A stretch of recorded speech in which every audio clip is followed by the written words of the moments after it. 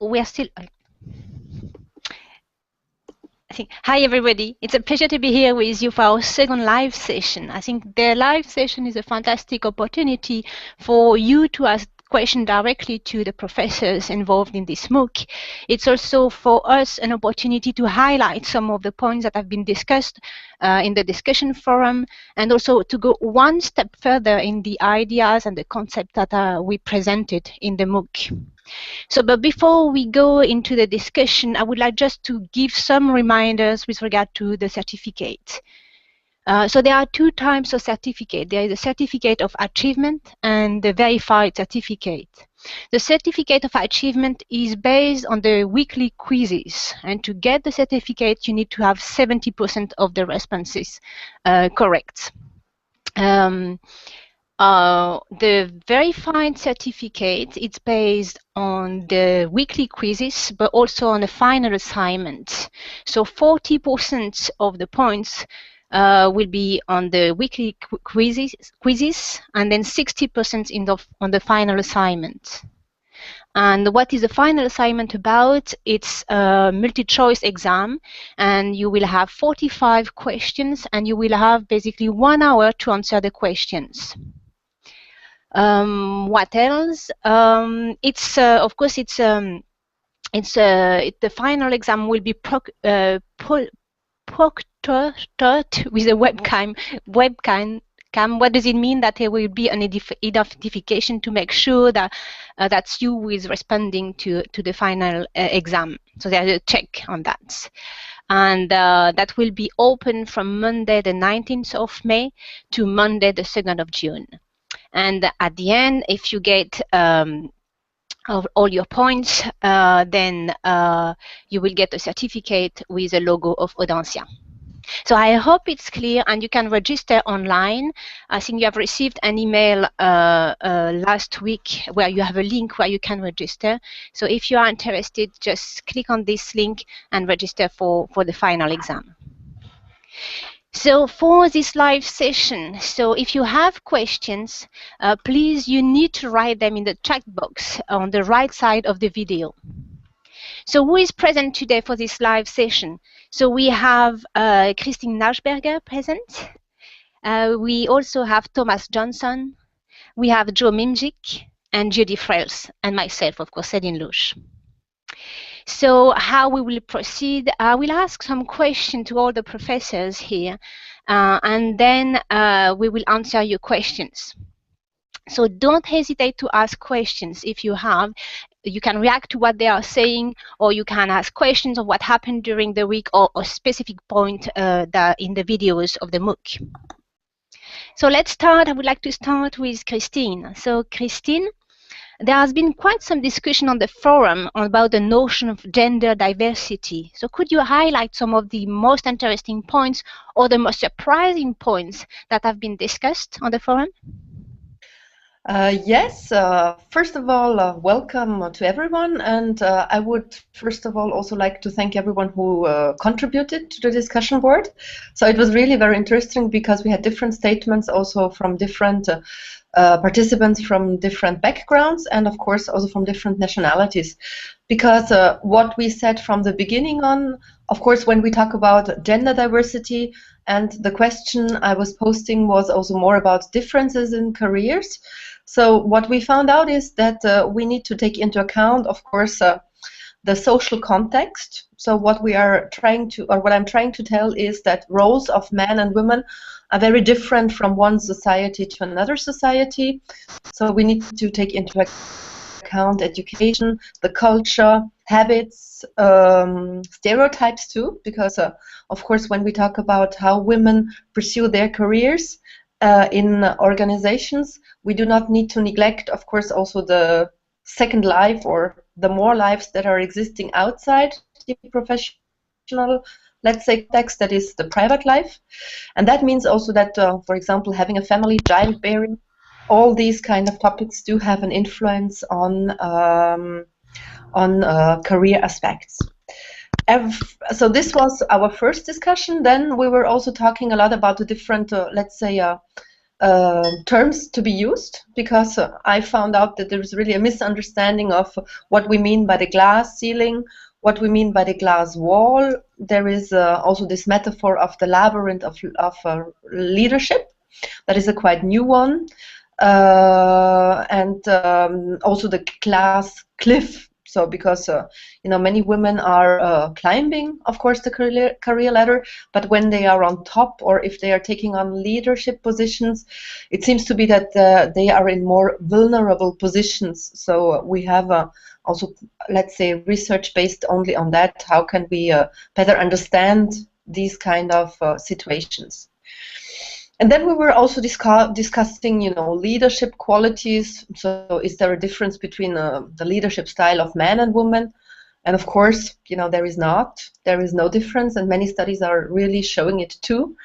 What is always important is the fact that many stereotypes are coming in, and people talking about their experience, and many people seem to agree with the fact that men are more like this, women are more like this. But in the end, it's not a question about, or it's not about gender, it's more about our personality, about our education. Then we were talking also, one important issue is that women are often facing a lack of leadership, a lack of role models. So we cannot find really a lot of, let's say, powerful women out there. We talk a lot in the last few years about Sheryl Sandberg, but then of course, not everyone will be in this kind of a position. So she is the second influential person, of course, at Facebook. We have, of course, other women who are very successful, but overall we can see that there is still a lack of successful women, and also what can we learn, in fact, from them, and what can we learn from their, let's say, also professional career, how they were climbing the career ladder. And then we also, of course, had a discussion about what can be done about it. So how can we improve the situation?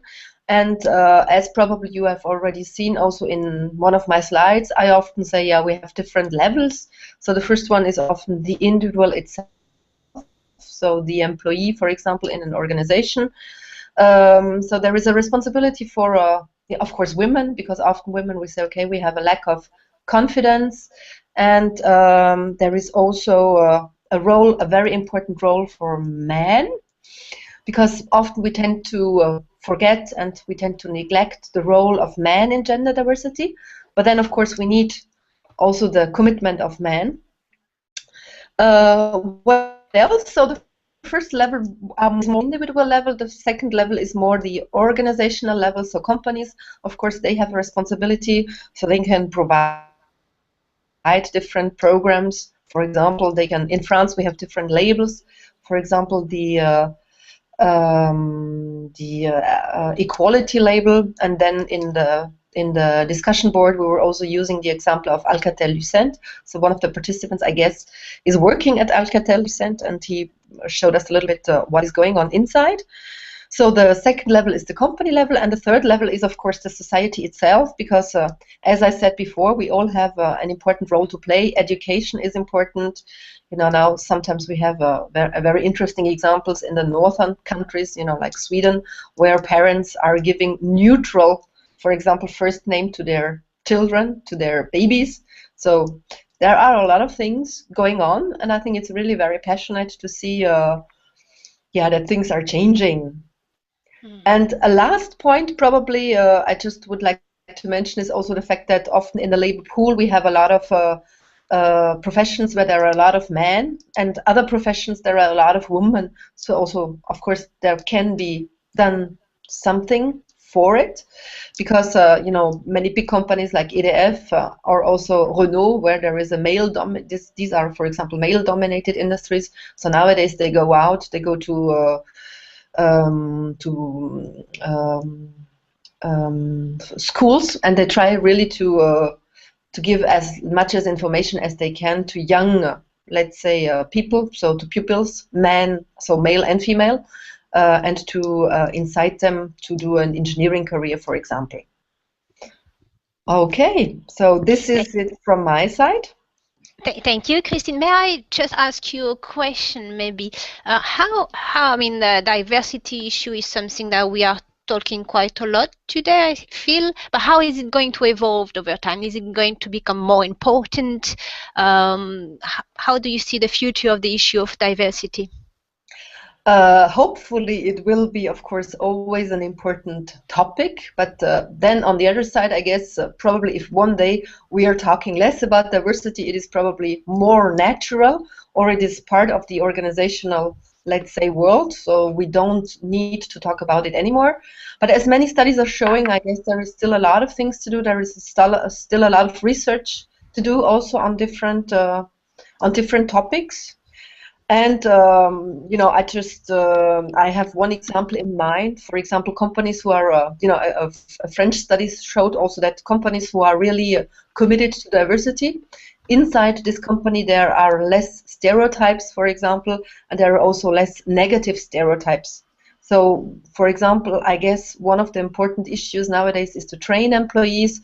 It's to give them relevant information, because often there is also a lack of information, so we don't accept different people or people who are different than we are, and it's sometimes also only due to the fact that we don't meet them, or we have a lack of information.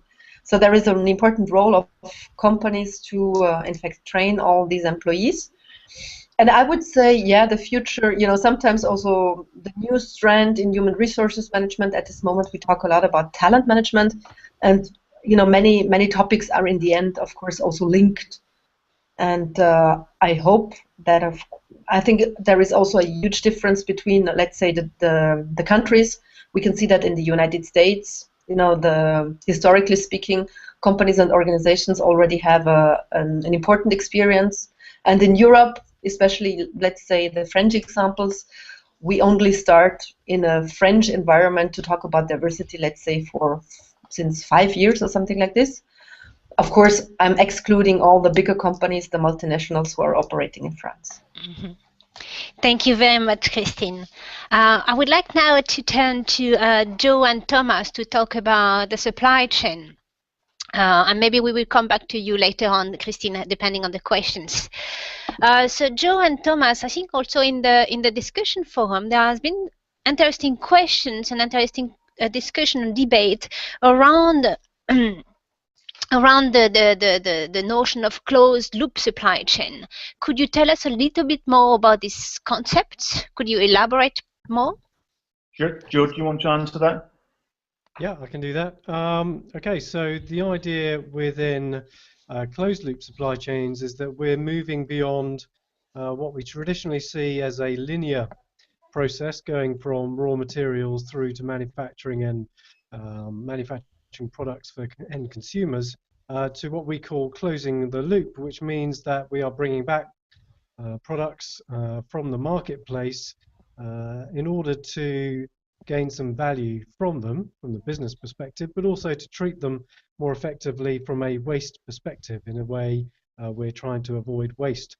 Now, there are a few reasons for doing this. There's legislative reasons, but more interestingly, we're seeing companies see that there is a benefit from value perspective, because, of course, they're able to obtain new materials that they don't have to buy from raw material suppliers anymore.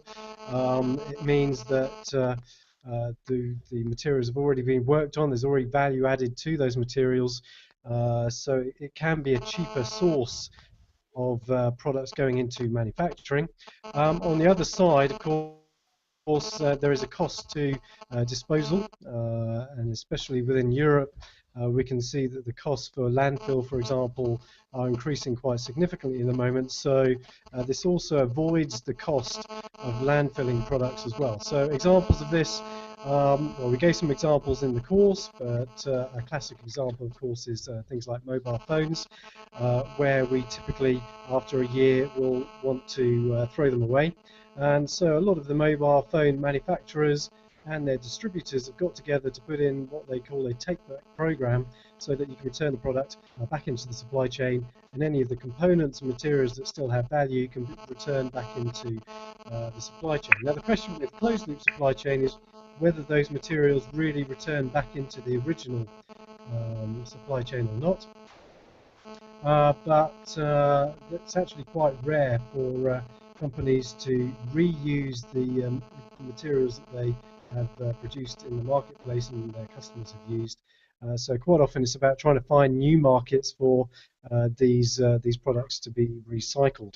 So that's the kind of overall concept, and there is very much a value driver behind this as well as the regulatory one. And while there are many examples today, it's still quite rare to find, as I mentioned, companies that do this in a true closed-loop way, reusing their own materials for their own raw materials. Does that answer your question, Celine? Yeah, thank you very much. Thanks. It leads me. Sorry? Just wondering whether Thomas had anything to add. Maybe he'll have something about the next couple of questions. Exactly, yeah, because it leads me to the next question. How does sustainability, how does it require to have a full redesign of the global supply chain? What are the impacts on the design of the supply chain? Sure, I can answer that. One of the implications of sustainability in supply chain management is a reconfiguration of supply chain structure. What you're saying there is as well specifically about global supply chains. One of the implications of globalization of the supply chains have been that supply chain structures have been getting increasingly complex. So supply chains are getting longer. We can get more links or more tiers in the supply chain. We can get suppliers that are located in geographically distant countries. And part of that is also the shift towards the use of low-cost country suppliers. It changes constantly which suppliers are the low-cost. Of course, for many years, low-cost countries have been countries like China, not least, but other countries like Mexico, for example, is now really becoming a destination for companies to source from when they specifically want to use low-cost countries. So supply chains have been getting more and more complex. One of the implications of that has been that it's more difficult to control suppliers' sustainability performance. So one of the structural changes is that we're seeing geographical changes, shift towards low-cost country sources, and if companies want to address some of these issues, one of the strategies, one of the actions can be to move away from those countries that present a high risk. In addition to that, of course, an alternative can be to make sure that companies monitor and control the sustainability performance of those suppliers, and then to help them to make improvements, so to engage in collaboration with those suppliers to develop their skills and competencies so that they are able to, in future, make those transformations themselves. Joe has already talked about the shift towards closed-loop supply chains, so particularly from an environmental point of view, that is one of the structural changes that we see in supply chain management, as Joe was talking about. That's really a change from a sort of linear view of supply chains towards a closed-loop structure, which involves recycling, reuse, remanufacturing. I think the third and final structural change that I would like to emphasize is that we're beginning to see new actors getting involved in supply chains. And by that, I'm referring to particularly companies that work with companies and their suppliers in these monitoring and control activities of suppliers, audits, and so forth, and also in helping to develop the skills and competencies that I mentioned. And these new actors are specifically non-governmental organizations, NGOs that in the past used to really work against companies a lot of the time. NGOs can certainly and still do expose when companies make use of suppliers that don't comply with, for example, the social regulations, labor regulations, or environmental standards. But increasingly, a lot of the NGOs also, as I said, really engage in collaboration with companies. So that's NGOs like Fair Trade, like WWF, that get involved in this kind of collaboration. And again, it changes the structure in supply chains in that it moves away from relatively simple supply chain structures, so the direct suppliers, the indirect suppliers, and so forth, to really getting these new actors as important stakeholders in supply chain management.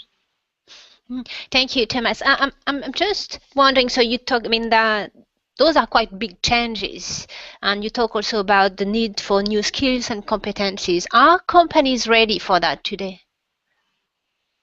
Joe or Thomas? More and more companies are certainly making a lot of improvements in this area.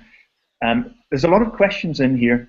One is, whose responsibility is it within companies? Is this seen as a supply chain or sourcing responsibility? Or is it seen as the responsibility of the specialized CSR people, a specialized CSR or sustainability department?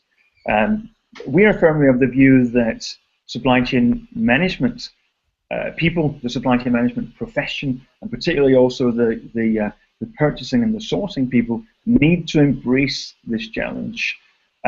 So some companies are, but certainly not at all companies.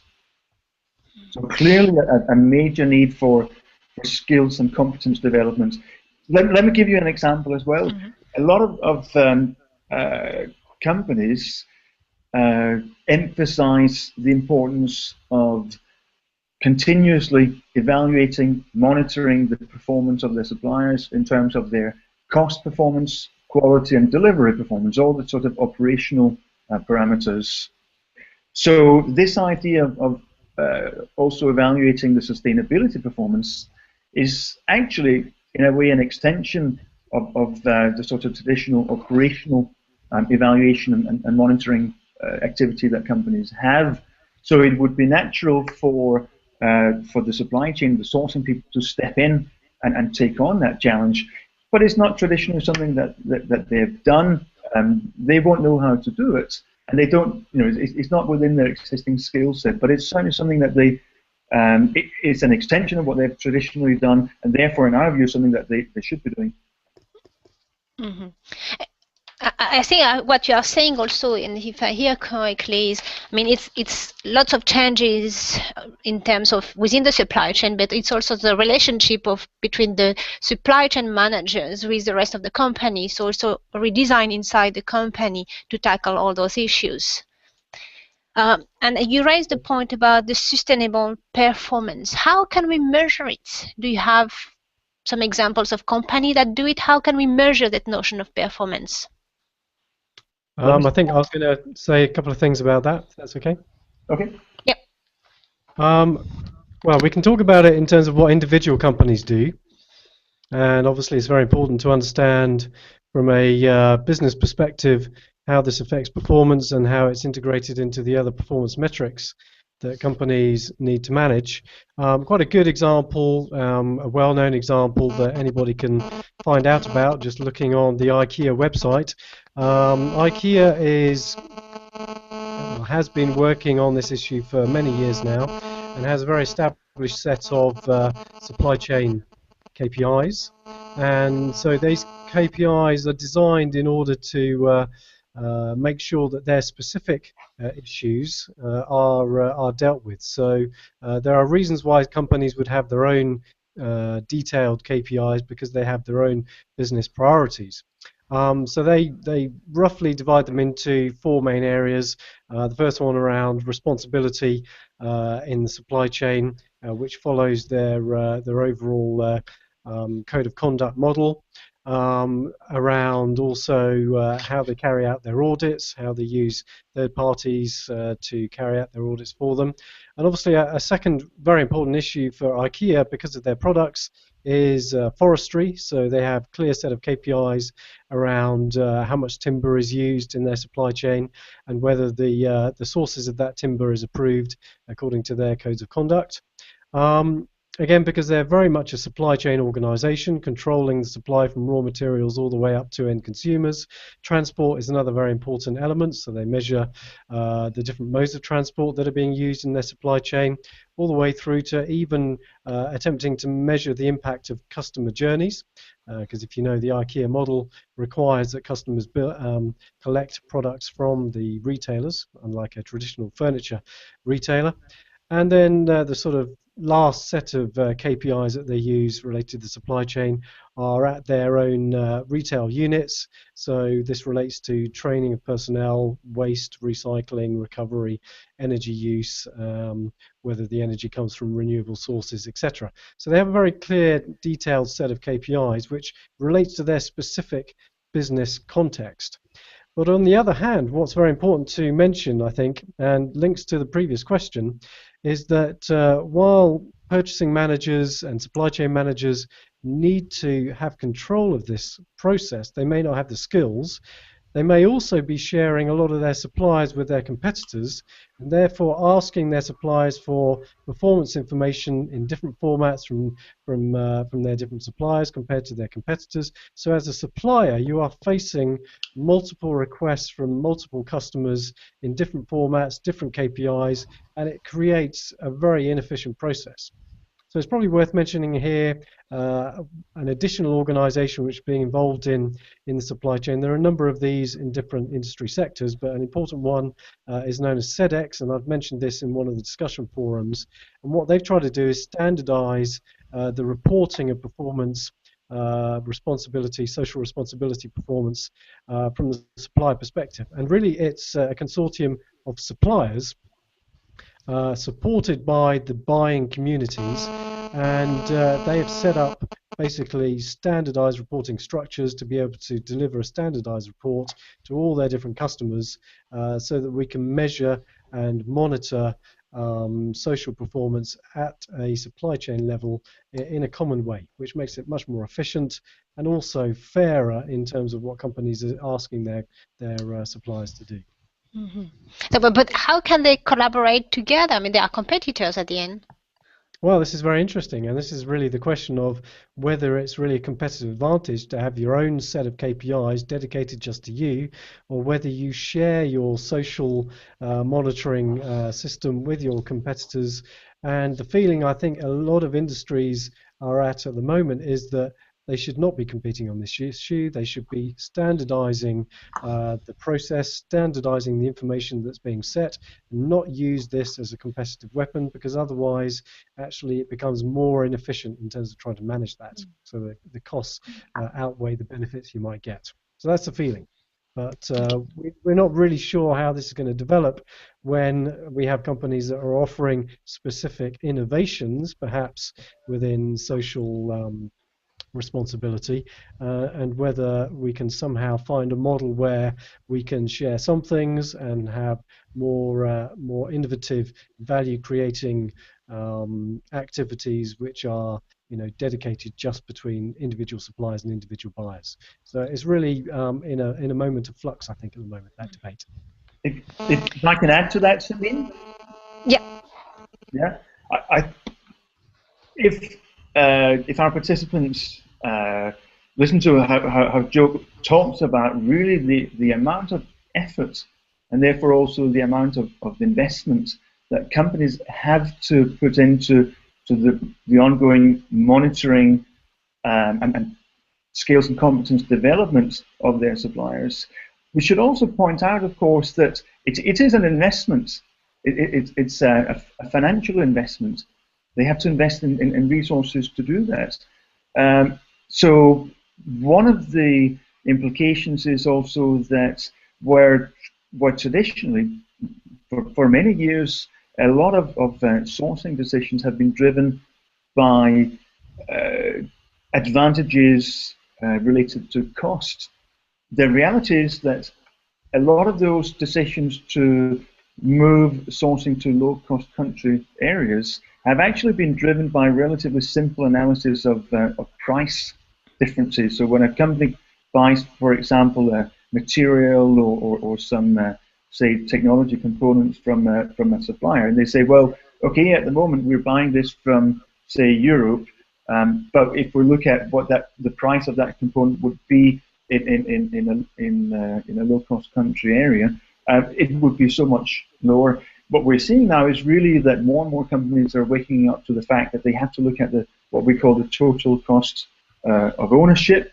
They have to really look at not just what is the piece price, for example, that they have to pay when they buy a component, for example, from a supplier, but they have to consider how much will it actually cost them to buy this. It's a transaction cost, in other words, that we talk about.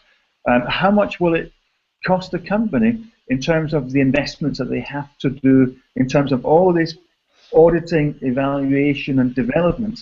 And this is one of the reasons why we're beginning to see some fascinating developments in not just global supply chains, but really global business as well, because companies are realizing that what they thought were very significant cost savings are actually not really significant cost savings when they look at the big picture here.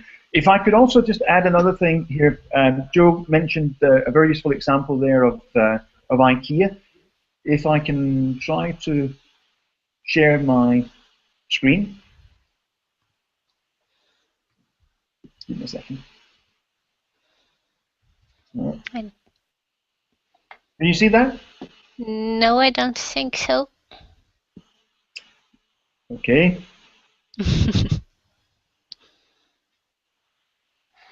I'm pressing on the green arrow.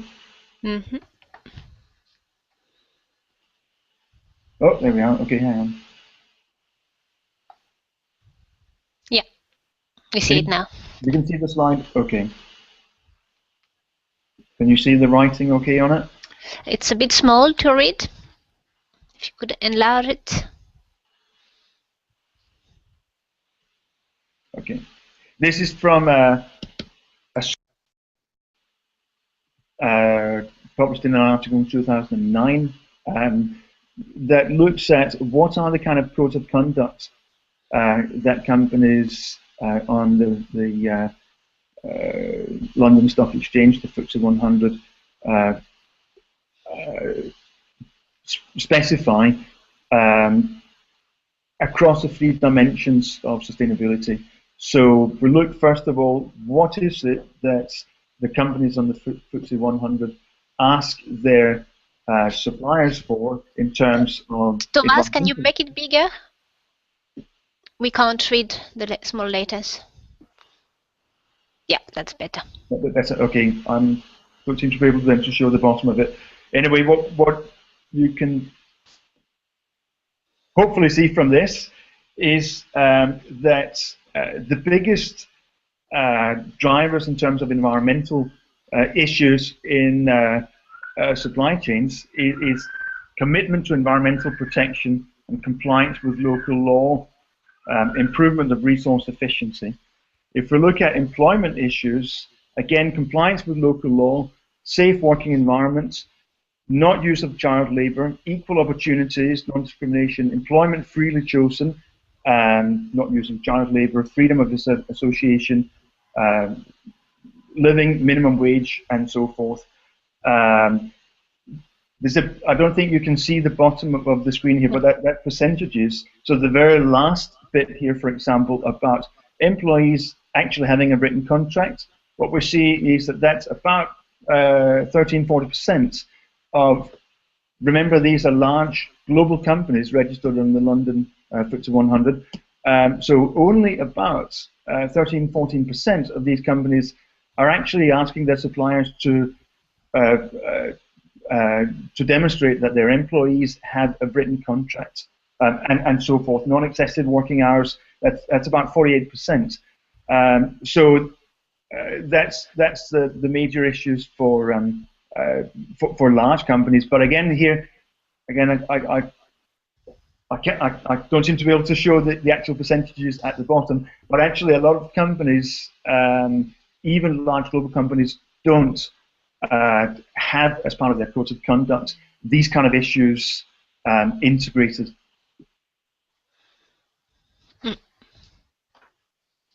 Okay. Okay.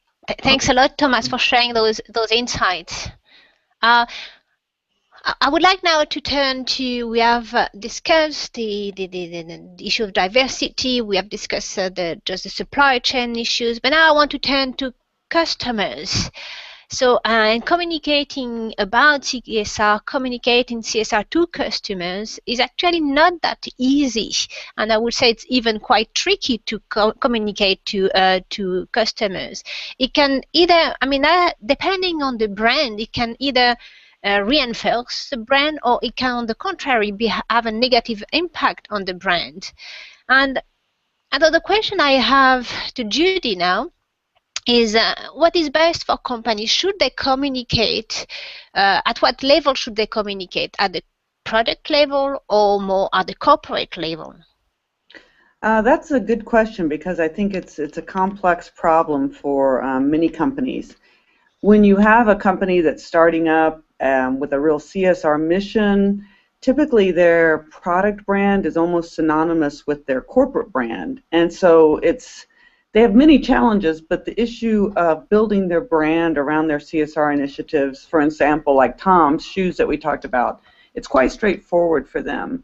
But when you think about companies that are multi-product and multi-brand, another company we talked about, Unilever, they have a much more complex challenge. If Unilever was founded before the 1900s, and they have been around, many of their brands have been around for for decades.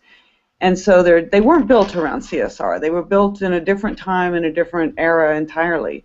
And so we look at a company, again, like Unilever, that has a product like Dove, which, although it has a long legacy, it's been around since 1957, they recently sort of readdressed it, repositioned it to be about real beauty, and they focused on the notion of women finding their beauty less by the exterior and more by what's going on inside, and appreciating all types of beauty on the outside.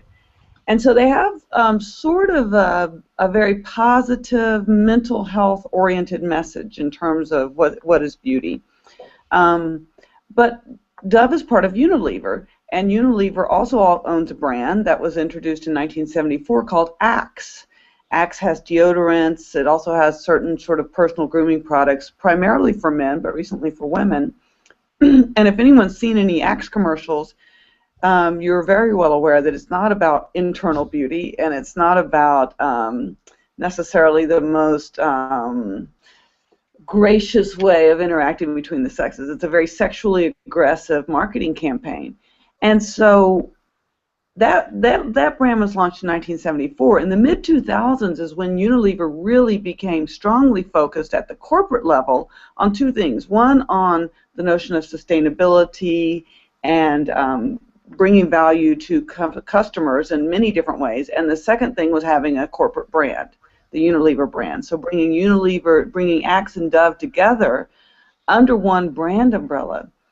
And that is a challenge, because the message that you get from Real Beauty is quite different than the message you get from Axe.